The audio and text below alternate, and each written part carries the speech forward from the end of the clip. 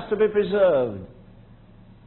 And the ark is an abiding place for God on earth. That is, he manifests himself there.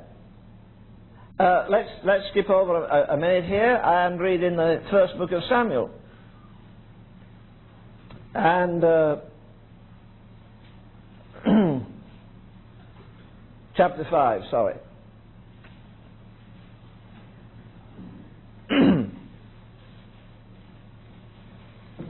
We can't go through the whole thing. This is a fantastic study. I'm going to do it myself, but I couldn't do it tonight because it will take up too much time.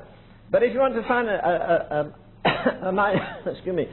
minute account of this ark and God's desire and the way it moved around, you'd have to go to the first book. Go to the first book of Chronicles and chapters 12 to 16, and you'll find a very marvelous account of the moving of that wonderful ark.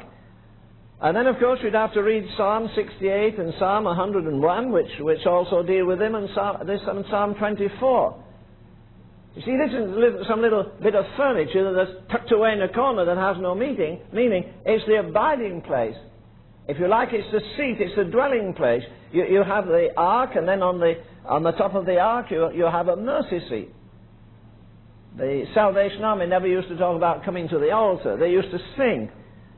I can remember that years ago, 60, 70 years ago, when the army used to sing, "Come to the mercy seat, fervently kneel. Here bring you wounded heart. Here tell your anguish. Earth has no sorrow that heaven cannot heal." There's a mercy seat. A blood-sprinkled mercy seat. Somebody afterwards removed that lid and looked inside, and because they did, they got into serious trouble. Now, if you read those Psalms, again, 68 and 101 and Psalm 24, you'll find this thing grows immensely interesting. Okay, we're now in the first book of Samuel, chapter 5. The Philistines took the ark of God and brought it from Ebenezer to Ashdod. When the Philistines took the ark of God, they brought it into the house of Dagon and set it by Dagon. Now when they of Ashdod rose early in the morning, behold, Dagon had fallen upon his face on the earth before the ark of God. And they took Dagon and set him on his place again. And they arose early in the morning, and he was fallen on his face, and his head and his hands had broken off. Now you see here the peril of toying or playing with holy things. There's a verse I didn't look up, but it talks about the iniquity of holy things. Now that's something to really turn over, isn't it? How in the world can you have the iniquity of holy things? These people have captured the ark of God. They thought it would do them good. Instead it did evil. They put it at the side of their God. This monstrous God, Dagon, with the upper part of his body was a man, and the lower part a fish, something like a mermaid, we would say today. And there he stood in a temple where people worshipped him, and as soon as they put the ark of God there, without anybody doing a thing, big old Dagon fell down on his face. So they stood him up again. And they went in next morning, he was worse off. He not only fell down, his hands had broken off, his feet had broken off. Just because of God's presence being there. Now see what happened further in the chapter. When they rose early in the morning, behold, Dagon was fallen upon his face to the ground before the ark of the Lord. And the head of Dagon and both the palms of his hands were cut off. Upon the threshold, only the stump of Dagon was left. Therefore neither the priests of Dagon nor any that came into Dagon's house dare tread on the threshold of Dagon to this day. You see, just that one visitation, that one movement of God terrified them, so that in a sense Dagon had to go out of business.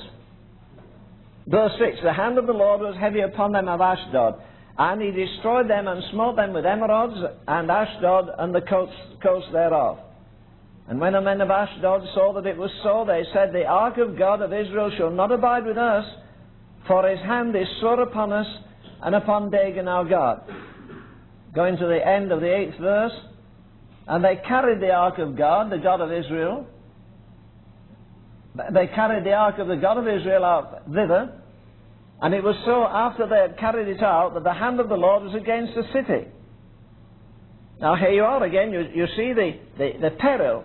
What I want to emphasize, two things. I want to emphasize the peril of having these holy things and misusing them, and yet the peril is obviously the opposite to the power. Remember the children of Israel, one of their marvelous escapades, they walked around the city 7 times. What did they do? They carried the ark of God. To them that was the very presence of God. Can you imagine people on the walls looking down and say, well, who are these lunatics? I mean, what are they doing? They were not allowed to speak. That must have been tough on some of them. They were not allowed to speak. They walked around in silence. They carried the ark. What have they got there? Is that a coffin? What is it? What's a casket? You see, they were not allowed to mount it.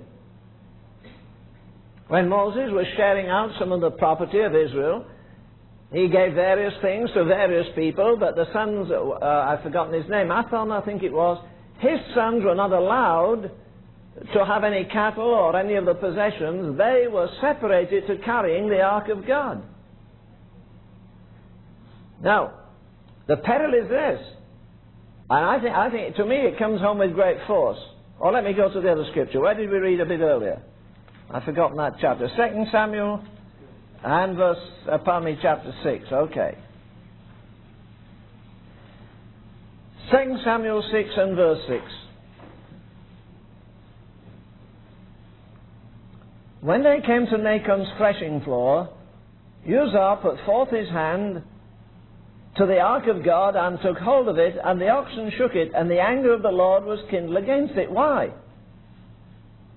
Now they'd made a new cart for it. God said it never had to be on a cart. God said it had to have 4 gold rings, one on each corner, and put a staff through it, and that men had to carry this thing. But they made a new cart.